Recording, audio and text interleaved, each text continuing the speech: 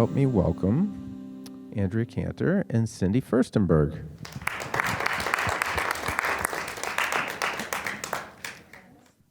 Welcome, and thank you for sharing your work with us. The title of the show is Naturally Unexpected. Can you tell us, where did that title come from, and what are the origins of this two-person show? How did it come to be? Where the title came from was from a very long list of things we rejected. You want to lay some of those on us? I don't know if we remember what some of the titles were, but there were a lot of outtakes. Yeah. So, but we had a really good volley back and forth. Everything I sent her, she didn't like. Everything she sent me, I didn't like. So it's true. But I think in the end, we thought about our work reflects nature, but maybe an unexpected version of nature. Neither one of us are realists or realism or do realism in our art. So I think you landed on the word unexpected, and we knew that we were going to have nature or naturally or naturalistic or some variation of that. it wasn't as quite as boring as some of the other ones we had come up with. But how the whole thing started was, and we've gone back and forth trying to remember how the whole thing started. But I think we have a mentor in common, Deborah Fouch, who's a textile and abstract artist. And I was saying to her, I was thinking of applying. I'd applied to artistry in Bloomington before and gotten in. And I said, well, maybe I'm thinking about doing it again. And she was the one that really suggested that you and I do it together, because our work was complementary, and we were kind of realized we weren't going to be done with a proposal in time for Bloomington. Unfortunately, this year, Hopkins' proposal deadline was much later. So we said we can get this done by the middle of April. So that was kind of how it got started. And part of that really was COVID, because our deadline is typically earlier, so you benefited from that. COVID related, I know in speaking with artists over this past 18 months, 2 years, whatever it is now, I mean, we're all navigating the pandemic in different ways. And some artists are finding quarantine time really positive for their process and their work, and others not so much. How did you two find COVID? Did it have effects on your work and process? Well, I'm sure Andrea will have quite the different answer. But for me, I work out of my garage loft studio in Pine City, which is in the hinterlands from here. And I didn't really have too much that changed for me.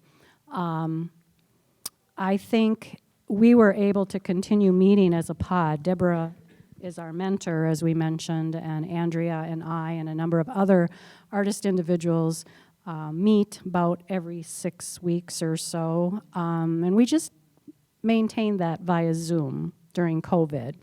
And I guess it wasn't until we actually got back to meeting face to face where we had live art, like, here, this is what I'm working on, and then someone could look at it up close.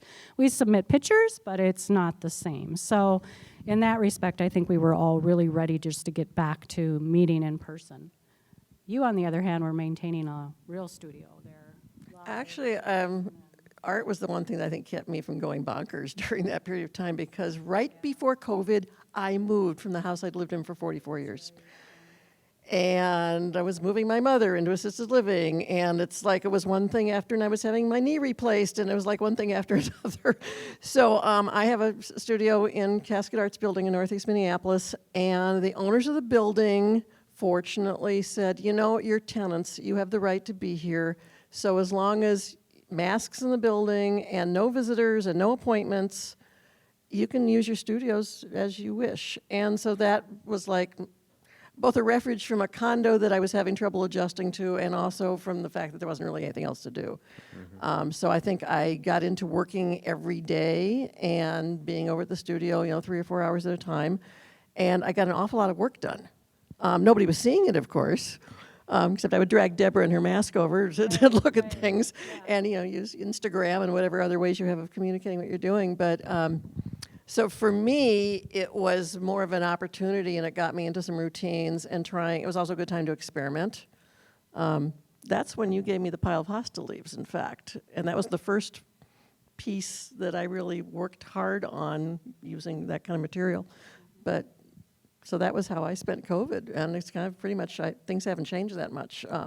We have other people in the building, but my routine hasn't changed.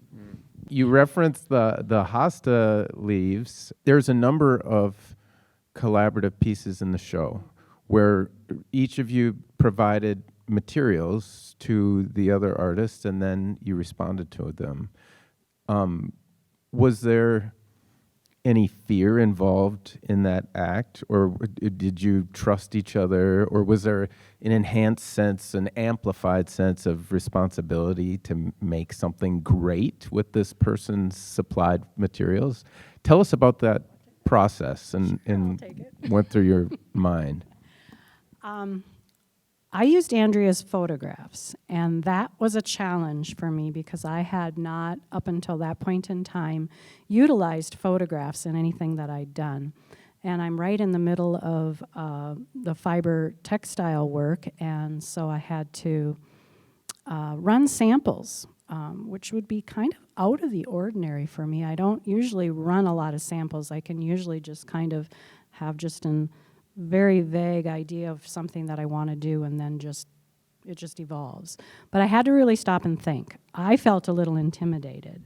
I brought Andrea a box of all kinds of goodies, scraps of fabric that I make, papers that I make, and many of my pieces, the components are handmade. You can see some of them over there on the table after we get done talking. But I brought Andrea a big box, and I'm going to let you talk because you took those pieces and really kind of had to think about what you were going to do.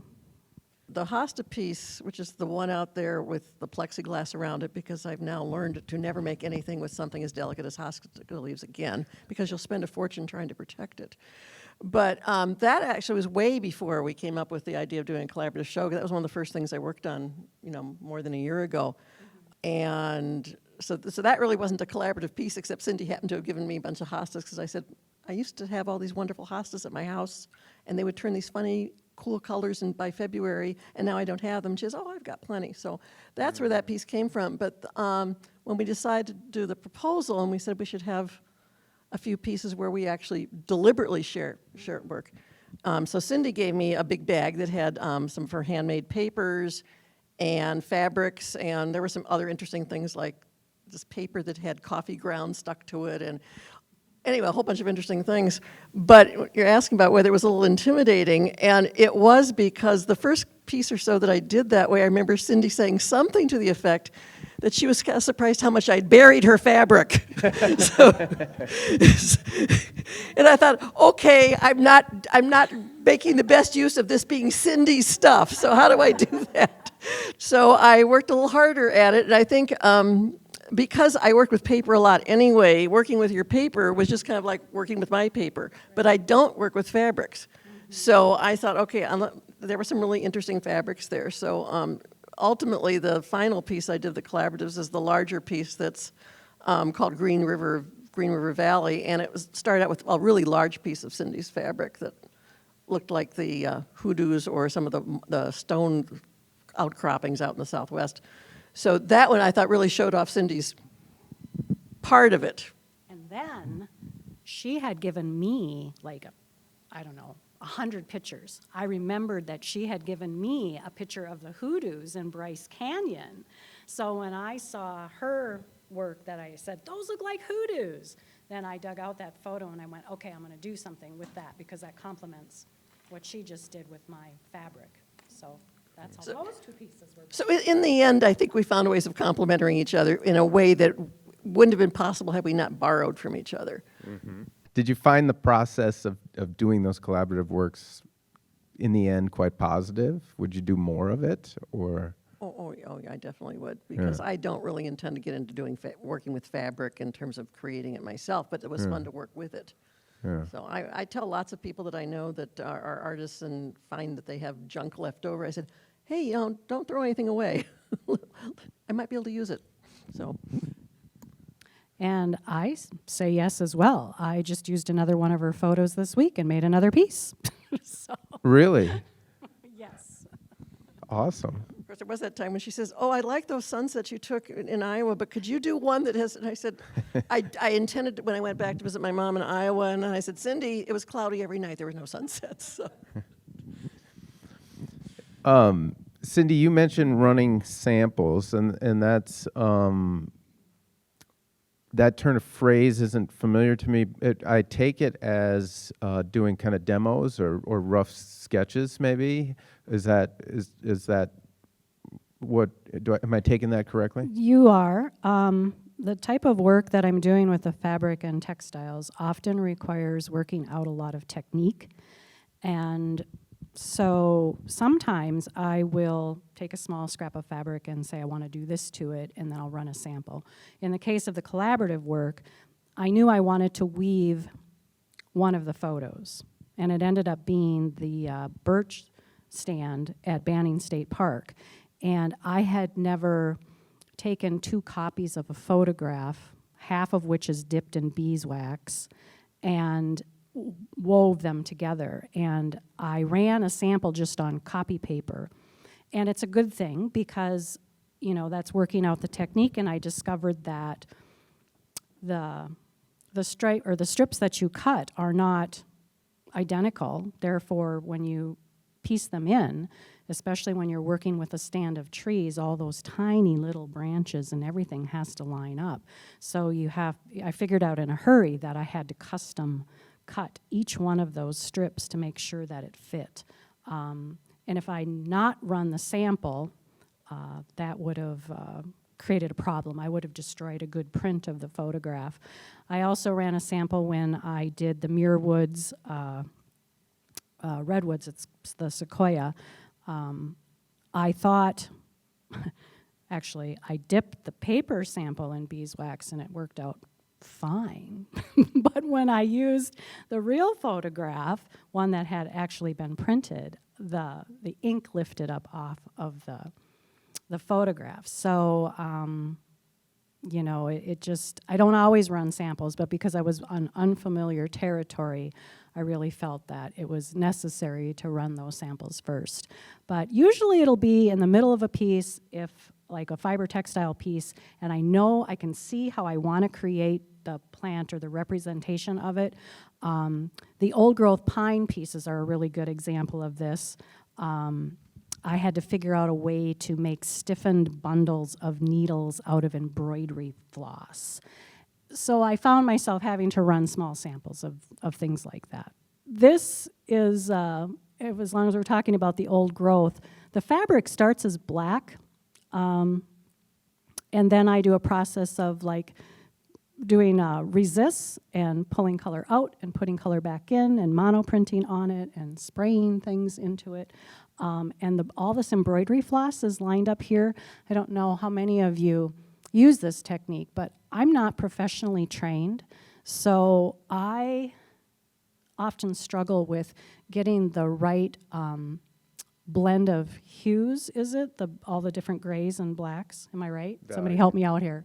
So what I've learned to do is shoot the embroidery floss or the fabric that I'm going to add to a piece in black and white, and then I can tell where I'm at. Oh, value is the word I'm looking for, thank you. For remembering that.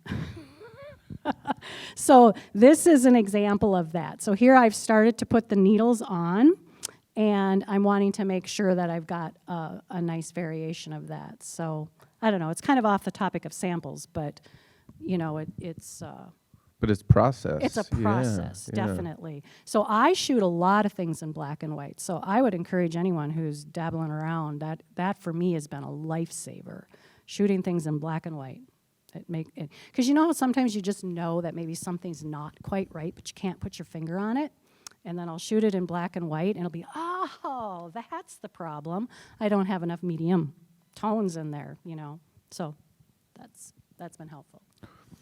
And Cindy, you speak of not being, how did you put it? Not being Professionally trained. Mhm. And I wonder if you'd both speak about your journey in the arts and where you come from and how long you've been doing it. Art is my third career. So I was a commercial real estate broker for over 25 years, and then I went to college and got my teaching license, and I taught reading to middle school, high school kids for 6 years. And I retired and decided to be an artist. So I picked up a canvas and a brush, and I started watching YouTube videos, and one thing led to another, and that was 7 years ago. And I am where I am now, based on learning a whole arsenal full of techniques and just doing a lot of playing and just a lot of, trying to release the fear of it not being perfect or wrecking a canvas or what have you. It has been an amazing journey. I have always been a maker, I will say that. Never really drew or did anything like that. I did, your traditional stitch work as a child, and in my early 30s, I got into working with stained glass, and I did that for a handful of years. We raised 4 boys, so for a couple of decades, I was pretty busy doing that. But this has been a real healing kind of process for me to be doing art now. As a retiree, but just really filling a void in me I don't think I realized was as big as it was, because life just fills everything up. So not professionally trained, except that I've been to YouTube University. I like to tell people that I started my career at the Baltimore Museum of Art, but I was 7, 8, and 9 years old at the time, taking Saturday morning art classes. And that was the extent of my professional training. I think I took one art class in high school. And I started using a camera, though, when I was about 8, and was always interested in photography and got more and more so. But I spent 30 years as a psychologist in the Minneapolis Public Schools. My dad, who was also a psychologist, painted. He was the one that first studied at the Baltimore Museum of Art and kept up his painting in his spare time through his retirement. And so I always was surrounded by someone making art, although he preferred that we not watch him do it, so we didn't get a whole lot of the process that way. And I did take some photography classes at the Minnetonka Art Center back in the 80s, would have been. There's a lot of plugs for our competitors in this talk. I don't even know if there was a Hopkins Center of the Arts then, was there? I'm just joshing. Anyway, but I actually had a chance to study with George Gamsky, who was one of Minor White's proteges, so that was pretty exciting. So, but as I got closer to retiring from Minneapolis schools, I did more photography. And at the time I retired, I actually, being a jazz fan, got into writing and photographing for a local jazz website, which I did for 15 years. And about 2013, 14, 15, I decided I should do more with the photography. Had a couple shows at little places like the Black Dog Cafe over in St. Paul and church over in Plymouth and things like that. And somewhere along the line, I started getting more interested in doing more abstract photography. And one day I said to myself, this photograph would be more interesting if it had paint on it. Mm-hmm. And I said, what do I know about putting paint on anything? Because I was only, 9 years old the last time I had any formal painting instruction. So I was visiting my dad a few years before he died, in about 2017 or 18. And I said, I know you haven't painted in years. I said, but do you still have any of your stuff? And he said, yeah, go down to the basement. So I found like gazillion tubes of old paint, acrylic paints, which I later figure out I should throw away, and probably 100 brushes. And he went through and I said, well, pick out which brushes are still any good. And he made 2 piles, one that had 6 brushes in it and one that had about 40 brushes in it. And I went to throw away the pile with 40. He says, no, those are the good ones. So I ended up with some basic supplies, and I just started sort of diddling around myself with it and realized that I knew I would never be doing anything realistic. I drew as a child, too, and I still draw like I did when I was a child. And I just started, my dad had been an abstract painter, too, so I'd sort of had those images in my head. And I started diddling around, and I started looking for a mentor, found Marcy Soderman Olson through the Women's Art Registry of Minnesota, which doesn't exist anymore, but it was WARM, which was a big organization for women artists back in the 70s and 80s, and finally kind of fizzled out. But, and then that's how I met Deborah Fouch, was through that program. And so I was getting some one-on-one consultation more than instruction, I would say. And I also started taking an open studio acrylic class from one of your other competitors, artistry in Bloomington. But I started taking workshops. I've taken workshops at Hopkins and out at Minnetonka and out in Bloomington on collaging and mixed media. And at some point, I realized that now that the photography wasn't enough without paint, now the paint was enough without something else. And I started looking at using other kinds of materials. And that's how I don't really consider what I do really collage, but Cindy works with layers of process. I work with layers of stuff, of material. And I still occasionally will still do something that's only acrylic.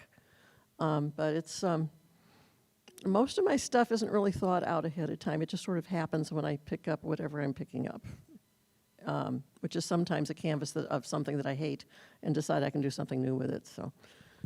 So no preparatory studies, clearly, but do you have a notion of what you expect a thing to look like? I've discovered that the closer my notion is to what I think it's going to look like, the worse it comes out. That I'm better off, I often have these are the colors I want to work with today. These are the materials I want to work with today. And even sometimes I change my mind halfway through with that.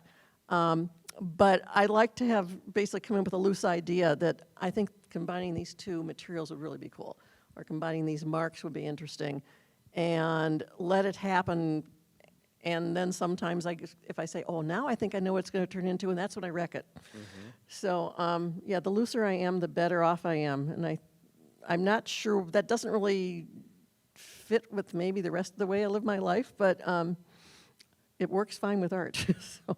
I was just going to add that I, like her, know what colors I want to work in, and I was appreciating what you were saying when you were saying that. I don't have much of a plan either. I have a base inspiration. Something maybe I've learned something scientifically. Kindred aspen is a good example of that, when I discovered how aspen trees are all the replica clone DNA-wise from one mother tree, and that there's a stand that's 80,000 years old in Utah's Fish Lake National Forest, and I was like, what? Like, really? That's how they grow? And I was just fascinated by that. And that was it. That's all I knew when I started that work. And I knew that I wanted to integrate weaving into a traditional canvas. But I had, as far as journey goes, I started out much like Andrea. Once I did just plain acrylic on canvas, I moved quickly into, this isn't enough for me. I needed texture. I needed something I could sink my hands and teeth and everything just, all over the canvas. And I actually did quite a bit of abstract art. And then I started kind of moving into more of an abstract kind of landscape thing, but always with a ton of texture. And then I felt compelled to move to natural processes. So I started walking in the woods and collecting goldenrod, and got black walnuts from my son Kyle's black walnut tree, and I started dyeing fabric. And then after Andrea and I met at an art show in Wyoming, not to plug another art center, but The Hallberg Center, the to be Hallberg clear. Center for the Arts, yes, get it right. I met Deborah, and we did a little class together where we learned how to pour paint, and my world opened up after that. And I started pouring paint into fabric, into paper, and I started making paper and anything I could get my hands on. And I really just started to build up this love of working with the fibers. And then I did my mentorship with Deborah, and I made fiber textile work my focus. But my journey kind of, bounced along the same lines as yours for quite some time. And every now and then I'll still just throw out an abstract piece. And I think that's good to do, like you do your photography and you do your abstract.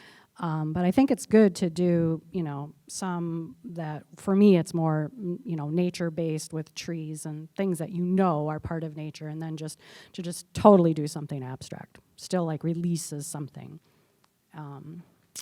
So, yeah, that's all I wanted to add to the journey part. The show in title and in its subject matter is all referencing the natural world. It to me expresses a reverence and awe sometimes. It's also using it, I would say, and tell me if you disagree, as a narrative tool for expressing some maybe quite personal story. Where does this love of nature come from, and where did it originate? The show just before yours, was also nature-based, and I think it's fascinating to know where one's, I'll say obsession because it would apply to me. I don't want to project that on you, but where does it come from? My soul. I as far back as I can remember, I wanted to be in the woods. I wanted to be fishing. I wanted to be in a treehouse doing paint by numbers when all the other little girls were playing with Barbie dolls and, house and dress up. And I was like, nope, I load up my little wagon and away I'd go for the entire day. I recently visited a park that I spent a lot of time in as a child. It's Cordiac Park in Columbia Heights. I was raised in Columbia Heights, and I used to take my cane pole and a can of corn and walk down that dirt trail to this old rickety wooden bridge and sit there all day and fish and just be in my glory. So when I visited, this was a couple years back, I was amazed that I recognized the trees. So there was a relationship that I have long forgotten as a child with those trees, and it brought me to tears. I mean, I walked up to these trees and put my hands on them and just was like, wow, hi. It's been decades since I've touched you or seen you or sat in your branch or whatever. So for me, nature has always been where I heal or where I get back to the center of who I am and release my stress. And since retiring, we are fortunate enough to travel. And I have to say that a lot of my work, nature work, is inspired by my travels. Just, we camp off-grid, so we're alone. We're not in a campground, and I walk. Just blaze my own trails, and I walk for hours at a time, or just sit and just, marvel at the beauty of nature, or the sun setting, or the sun rising, or, the variation in the colors of the grass, or I could spend all day, every day, just sitting in the middle of the woods. Do you, when you're in those spaces, do you collect that inspiration purely visually, or do you notate it somehow, whether, writing things down, notes, whether verbal or visual or photographs? It's primarily visual. I'm a very visual learner. Tucson, Thorn grass is a good example. That is just, those colors were burned into my memory from sitting there watching the Tucson sunsets. I mean, and it's not that you can't see those beautiful colors somewhere else in a sunset, but for me, just taking that in for 3-4 nights in a row, it just burns it right into my memory. And I remember asking Deborah one time, it's like, but what if I forget? Like, I don't, take notes and I don't do that. And she's like, oh, if it touches you, you'll remember, you'll see it when you go to put the paint on the canvas or pick the right color yarn or do that. But because I'm new in my journey, 7 years really isn't a long time in the world of making art, I had to learn to trust myself. But it's true, they're just burned in there. Rarely do I make a sketch. Endless Prairie with the Sunflower Women. We were crossing the prairie lands in South Dakota, and that's when that epiphany hit me. And I immediately I always carry a sketchbook with me, but I usually write in it. If anything, I'm writing a poem or I'm writing something, but I rarely sketch. But I immediately sketched out those 3 sunflower women, and I knew. So I guess for me, it's a challenge to stay open, because I really believe that there's this voice, this creative force, and I think our executive parts of ourselves always get in the way of that. So for me, it's always a process of just trying to clear that out and let that voice come through. And she's usually talking in my head, and I'm burning images into my brain. Rarely sketching, because I don't sketch, unlike you. But, it's a process. Yeah. Yeah. How about you? I didn't grow up in an outdoorsy family. My father says he used to camp as a kid, but I don't even know if I believe that. But both my parents were real observers, and they would always point things out. So I think I grew up looking at things and watching things. And we didn't travel a lot, so we weren't people that went to a lot of parks and things like that. But I always liked the idea of it, and I'm not quite sure why. But as I got into my 20s, I did more camping with friends, and had a good friend from way back to junior high that to this day we still do a lot of trips together. And she grew up in an outdoorsy, very camping family, so she had all the gear. And we've gone to a lot of the national parks and other places together. But that also became a focus of my photography at about that same time. And I really got into nature photography and landscape photography. And I think using a camera makes those things stay in your brain that maybe wouldn't have otherwise. And I still loved going. I love landscape. I love seascape. I love mountains. I love a lot of things that we don't have around here in Minnesota because we're landlocked. So the desert and the colors of the desert and the mountains and the coasts. And my brother lives on the West Coast, and he used to live on the East Coast, so I've had some experiences just seeing different things that way. But I need to mention that most of my work is not nature-based. Most of my work is more urban. I do a lot of what I would call urban abstract kinds of things. But I like going back and forth between the two. And I'm trying to think of some of the specific things. Rockport.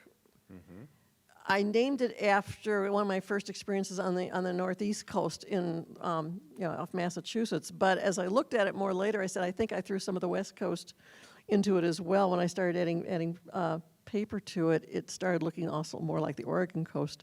So sometimes my titles are rather misleading. Although I understand there's a Rockport on the West Coast too, so maybe that's all right. So just don't put what state it's in and you're okay. I've always been fascinated by the colors of nature.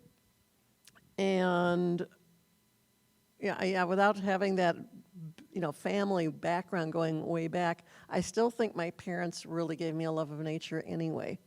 My mother could walk across the lawn and find a 4-leaf clover, and or point out things, birds and all sorts of things like that. So I think it was just sort of there, even though I'm kind of more of a city girl. Do you think that attention to urban life and experience amplifies your response to nature? I hadn't thought about it, but it might. It might, and maybe both feed the other, too. And sometimes I'll start out thinking I'm making a landscape, and it turns into a urban scape, and sometimes it goes the other way, because pulled the wrong piece of paper out and go, oh, well, now that looks like a mountain. That doesn't look like. So you never know where things are going to go, I guess is one way of putting that. There were some pieces I was trying to decide whether they fit or didn't fit in the show, and I thought, well, it depends how you title it. You can take, I might just change the title of this one, and all of a sudden it becomes a piece that goes into Naturally Unexpected. Or I can take a piece out of Naturally Unexpected and say, well, if you change the title, you could also make this mean something else. So I can be manipulative. How do titles come to you, both of you? Is it an act that caps the experience of making, or do you have one come to you in the process, or do you have one before you go into it that kind of drives the process? I rarely have one before I go into it. Once in a while, I'll say, oh, that would be a cool name for a painting. I wonder what the painting would be. But more likely, titles either come very quickly to me or they don't come at all. And I go, I'm submitting this to a show, and I don't like this untitled number 46. I saw a whole show like that once.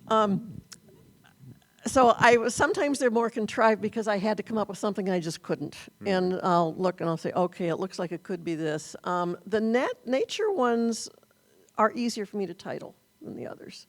Partly because I'll say, this really reminds me of Cascade State Park, so I'll just call it Cascade. Or it reminds me of Rockport, Massachusetts, I'll call it Rockport.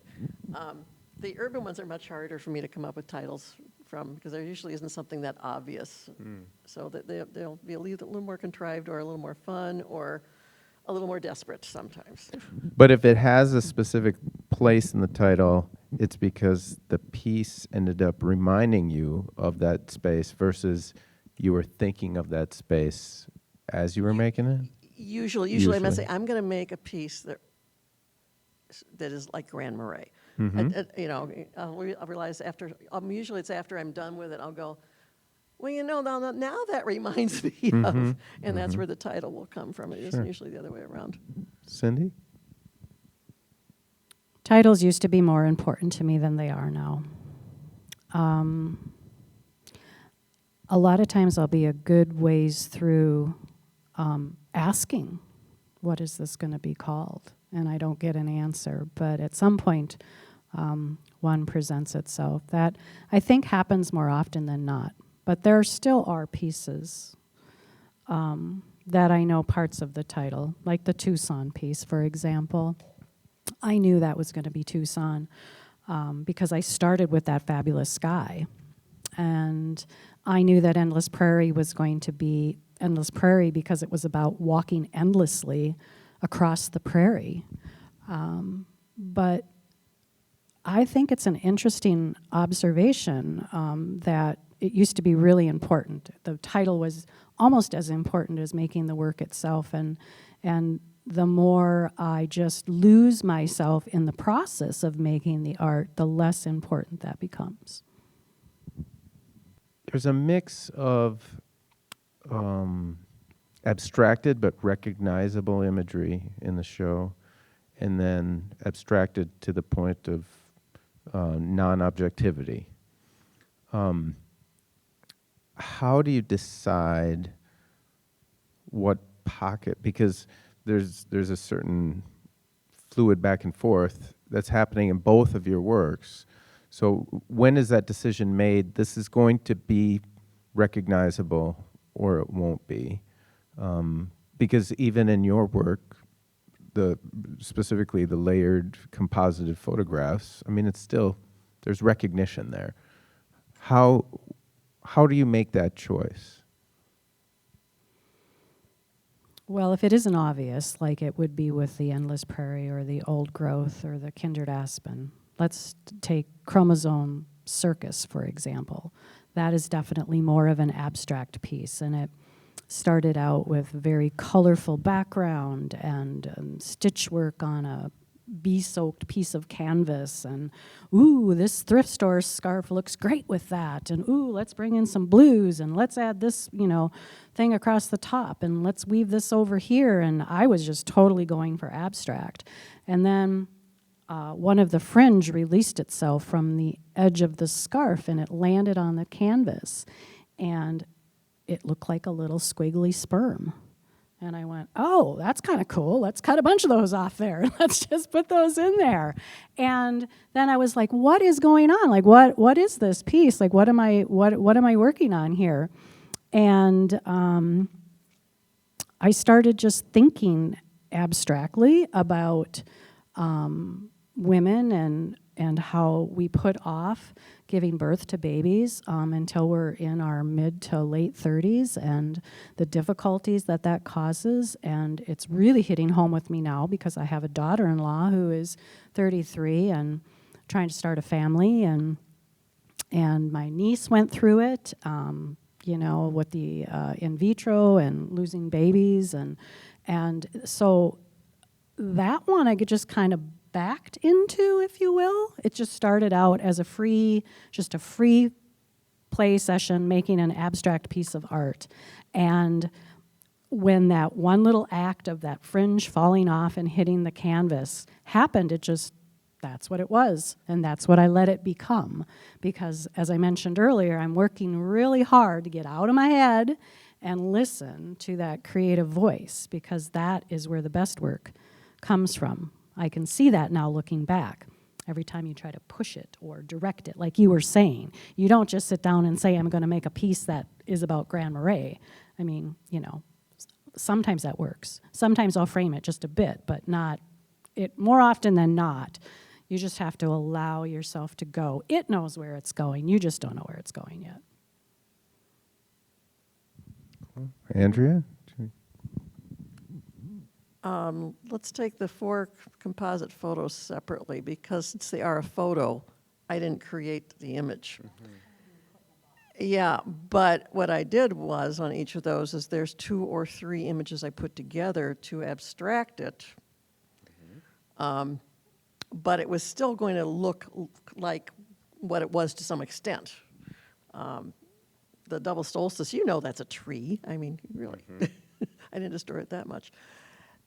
All the other work, the only ones that were intentionally something are the 4 seasons. And I didn't intend them to do 4 seasons. I did one piece that I thought, I'd done a small piece that were clearly abstract trees, but they were clearly trees, a little piece. And I said, I wonder what would happen if I did something like that bigger. And so I did. I think the one that was first was the one that I've called October Night. It was my fall piece. And after I did it, I said, it might be kind of interesting to do this 3 more times for each time of year, but make it about trees. There isn't anything else of mine in the show that is intentionally something specific. Even Rockport started out as, I'm going to do some kind of an abstract landscape or seascape, but I didn't know what it was going to be until it started showing that it was actually going to be more probably ocean than land. And probably the most abstract of all those is this cascade, which I wasn't sure what the heck that was going to be. I knew what colors I wanted to work with. I wasn't sure if that was going to be vertical or horizontal. I just wanted to lay some different shapes of materials out and see what was happening, and it kind of grew into sort of a grove of trees, but maybe it really isn't. So in that sense, I don't really have a form in mind or a specific thing in mind most of the time. Mm-hmm. Wonderful. Let's open it up to questions from the audience. What do you think? Anyone? Is there any media that you've used that you just can't make work? Oh, I can't stand it. Yeah. There's things that are certainly harder than other things to make work, especially if they don't absorb. Like I've tried some things with plastic, and you have to do something different with them, something more 3-dimensional, because they don't, I sometimes working on canvas I find more difficult than working on a panel, and sometimes the other way around, depending on the material, because of the absorbency. Trying to think if there's anything I really can't make. Fabric was harder to work with, though, because I wasn't used to working with fabric, and it certainly doesn't absorb things the way paper does, and it's thicker, and it just takes paint differently. But I would do it again. I just know that there's certain things I probably wouldn't do with it, and probably certain things I haven't tried that I should do with it. No. I have had my fingers in every jar, everything that man makes to work with art, and it all doesn't come out well. I had a little war with beeswax over a year ago. That was the first time that I had worked with something that didn't want to play nice. And no matter what I did, it just got worse. And I had never experienced that kind of, I won't call it failure, but I will call it frustration before. Because usually if I'm having a tough time with a technique or working with a medium or some kind of texture or something, I'll wrestle with it, and in about a day or so I'll have it figured out. But beeswax wasn't one of them. So I remember just getting angry and just piling it all up and shoving it deep underneath, way back on my shelf. And this spring, I pulled it all out and I just started working with beeswax, and it flowed. So that was, and I'm going to do more of that. That's kind of like what's next for me. I'm going to start playing with beeswax more, because I find it highly fascinating. But yeah, that would have been the one thing that caused me some trouble. You have one? Cheap, crappy canvas. Oh, yeah. One thing, I usually work on canvas. I sometimes work on panels, but just to save myself some money, I bought some cheap 20 by 24 canvases or something. They're too lightweight. They move when you're on the easel when you don't want them to. And I like to gouge things and scrape things, and you go right through it. So I would say that would be, I don't want to work with that stuff ever again. I'll spend more money or do it less often or something. I had noticed when I walked through the borrowing of things from each other, and how did that get started? Like, how did you come about, hey, this is something we should do? It was my idea. Well, we were in the throes of writing the proposal, and I thought it was important that, since it was going to be a dual show, that we come up with a way to offer something together.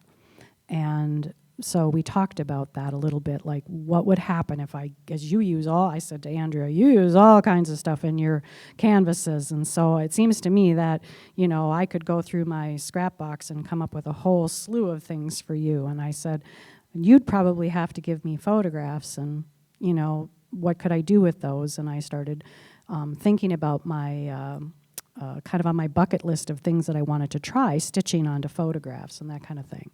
So we just thought it would be really important to come together. And, we knew we wouldn't have time to create this huge body of work collaboratively, but we thought it was important to at least put forth 2 or 3 pieces of, each, to make a small grouping of work that we had, exchanged. Cross-pollination, I think, was the term that we came up with, because we really felt like we were cross-pollinating each other's work. And you remember she said earlier, I got a little frustrated when she buried everything. Well, that was I was like, well, now, wait a minute. That was part of the fun, actually, looking Yeah. at those combined pieces, going, okay, now, which part of it belongs to which artist. So it was fun. Yeah. Well, like I said, I had a great time working with her photographs, and so much so that I took that last one she gave me and created a piece this week. It was the first time I'd been up in the studio since getting ready for the show and everything. So I had like a week and a half off, and I just kind of had this burst of creative energy. So yeah, I think I'll do more. And I still have a lot of that big box of stuff you brought me, so I still have a lot of paper and fabric left. I also have to say, when we got the proposal in, we were thinking it was going to be for sometime in 2022, maybe 2023. And I remember getting this email and said, Cindy, we got accepted for October. October 2021, this wasn't supposed to happen. We didn't realize that your season started that soon. So we might have come up with something else if we had till October 2022. But you know, on the other hand, it probably did us some good to have to get going. So. Your one piece, I think it's Cindy's. This is the first time seeing your pieces, first time meeting you guys, and I love your work when I first saw it to come and film this. But I think it has the basket and the balls. And I wanted to know more about the segments from the black to the yellow, what those represented. I'll do my best to explain it now, but you can pick up a copy of the narrative. There's the story behind it, and how that piece came to be. The black represents depression, and the basket is woven with the black fibers and just, you know, this gnarled, tangled, emotional mess that you find yourself in when maybe you're experiencing some depression. And the black fabric flows out of that into a gray, and then onto the yellow, and that is representative of a voice, if you will, or a sense of something guiding me and helping me, understanding where I was in that place. We were camping, and I had been walking and finding bones. And I don't normally pick up bones, and I don't see a lot of bones, but for some reason I was on a trail of bones, and I felt compelled to pick them up and bring them back to camp. And I didn't question it. I was too sad to question anything at that point. And I came around the corner at the top of a small rise, and it was a beautiful, sunny, crisp morning. We were in the Bighorn Mountains. And I mean, for all intents and purposes, I should have been happy and smiling, and I just couldn't figure out why. I was so sad, and I came around this rise and looked down in this gully, and there was this beautiful stand of aspen, and it was very calm. And I only took that beauty in for, I don't know, I want to say a couple seconds. It wasn't very long, and I went to spin around and, oh well, you know, and walk away, and the aspens went like that, and I went, whoa, like, okay. And then I had this voice that said, follow me, you're gonna be fine, just follow me. And so when I turned, I was walking through this yellow grass, and so that is that center canvas. And then ultimately when I got through this yellow grass way up to the top of this giant hill, there were all of these stones. And so I was moved to stack stones as a sign of gratitude. And it was an amazing thing. Normally depression doesn't lift quickly, but it was gone. And so that poem that is written in the leaves is the experience. And in the narrative, you'll find it fleshed out in detail.